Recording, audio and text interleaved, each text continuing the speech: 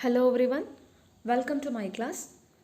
Uh, Today we'll continue the concept of this chapter Government Policies for Business Growth.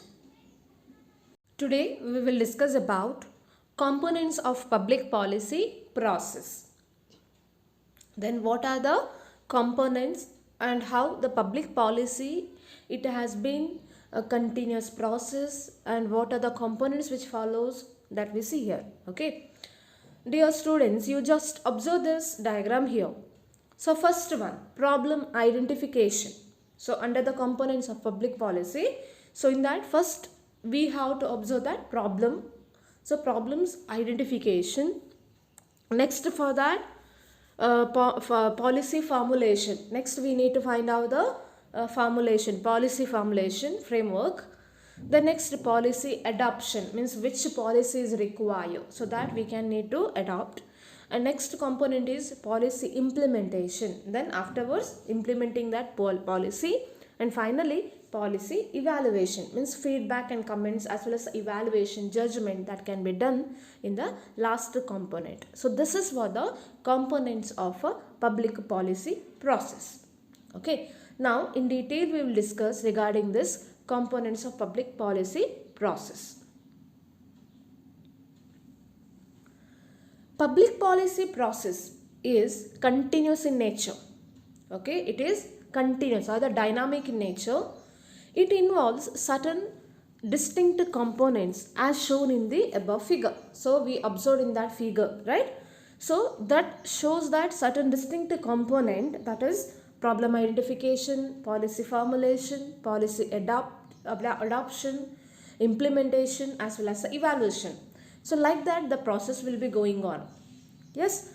So these components are interconnected by various types of communication and a multiplicity of feedback loops. So each and every components which are interconnected by various types of communication. So here interconnection will be there regarding the communication, and also multiplicity of feedback loops. See here the different communications also there, and along with multiplicity of feedback means feedback also, there is different feedback also we can observe. So this process is what the components of a public policy process.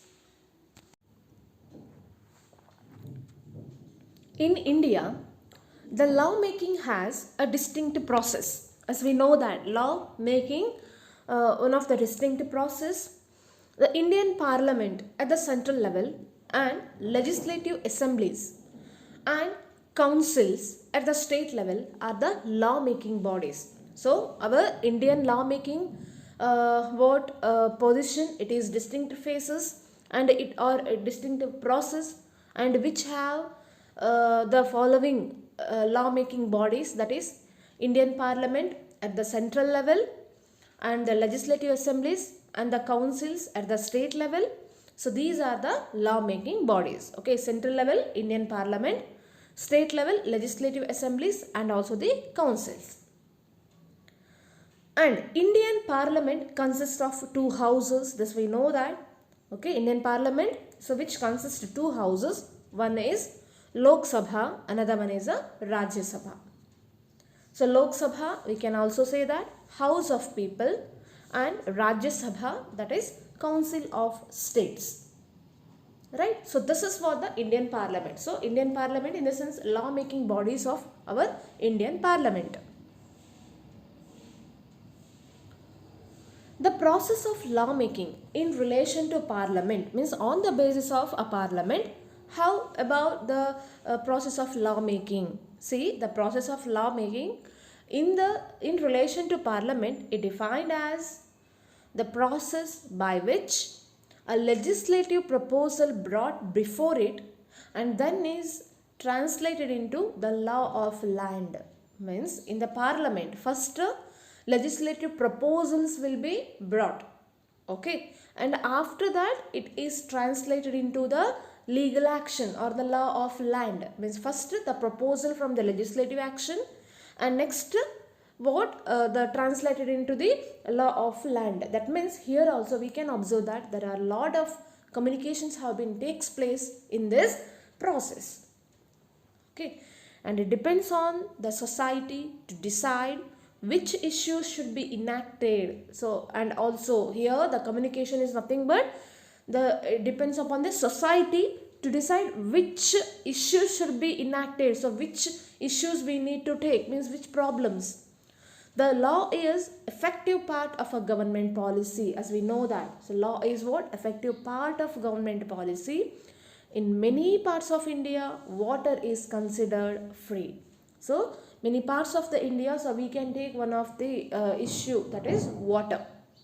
Okay, then let's see about how about this water condition, and how about the legal action or the government effort to reserve the water, as well as to make the preserving the water, so or the maintain the sustainable growth for this water. That let me see here.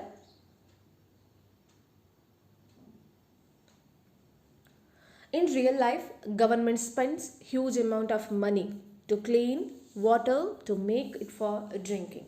As we know that, because water is one of the essential part of every individual, every human beings, animals, surroundings, right? So that government spends a huge amount of money. Why? Because to preserve or the conserve the water, to clean the water to drink safely. The government may institutionalize a new policy to stop wastage of drinking water. And also second role of government is what? That is, government maintain institutionalize a new policy, that is to stop the wastage of water. And next one, rainwater harvesting, that has been integral part of building in many cities. So rainwater harvesting, that is also can be done. Okay students, in the next episode we'll continue regarding the Indian Parliament. Up to that, please concentrate these concepts. Thank you.